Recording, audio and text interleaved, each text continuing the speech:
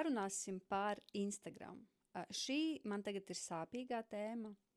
Ja vēl nezinu, tad man 5 gadus, un arī pirms tam bijis Instagram accounts, kur es augu līdz ar viņu, mainījos, transformēju, un pēdējos 2 gadus, laikam, viņš man stabili strādā, visa postu sistēma viss strādāja, tā kā klientu plūsma bija perfekta, pārdodās visi produkti, visi pakalpojumi, ko es tur radīju.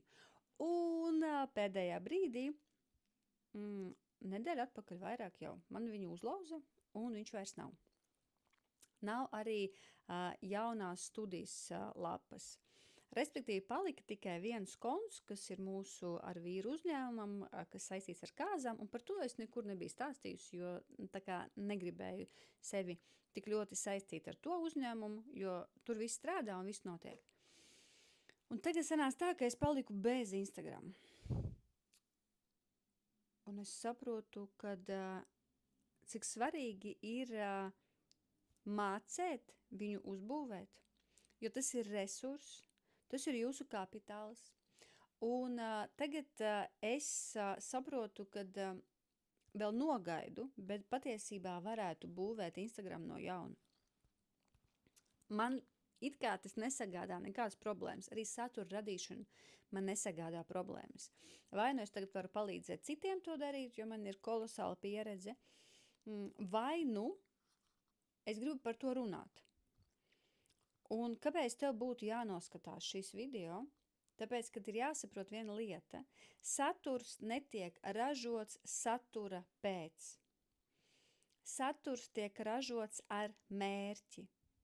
Tad ir jautājums, vai tu zini, kāds ir mērķis tavam saturam, uz ko viņš ved tavu klientu, ko tu vēlies panākt, radot šo saturu.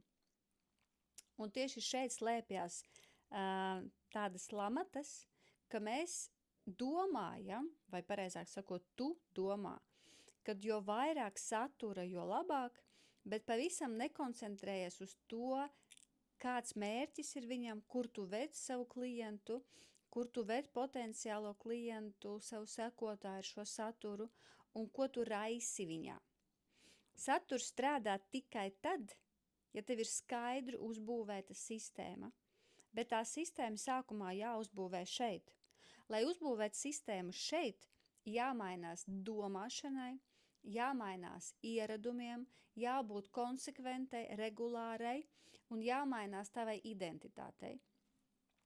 Jo bieži vien mēs sākam postot saturu, ražot viņu no tāda izpildītāja pozīcijas, bet saturs sāk strādāt tad, kad tu posto viņu un radi no līdera pozīcijas. Vai tu zini sevi kā līderi, vai tu jūti sevi kā līderi?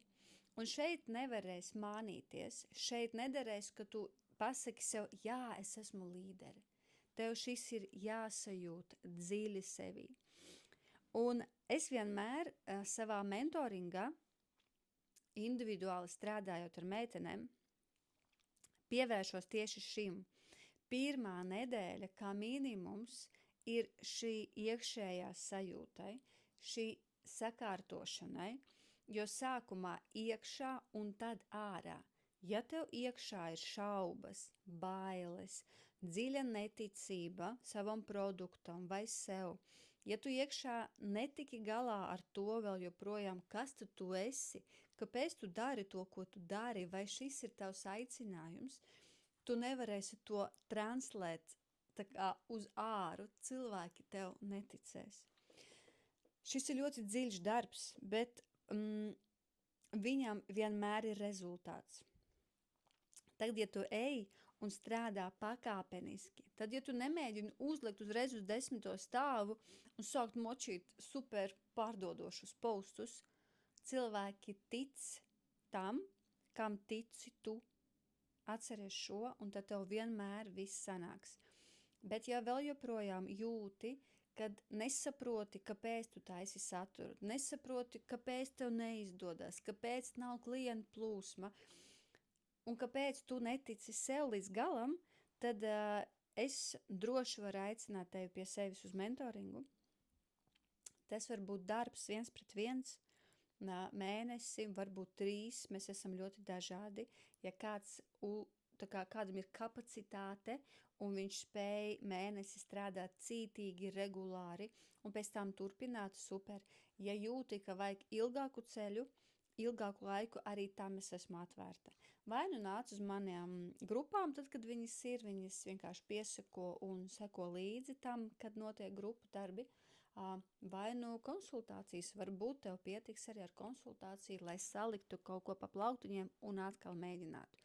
Bet jebkurā gadījumā, ja jūties iesprūdusi, labāk sāc darīt un meklē kādu, kas tev atbalsta un virza, nevis atkal šau uz visām pusēm un atkal esi vīlusies. Es ceru, ka tev viss izdosies, ka tu atradīsi savus kāpēc un sāksi darīt.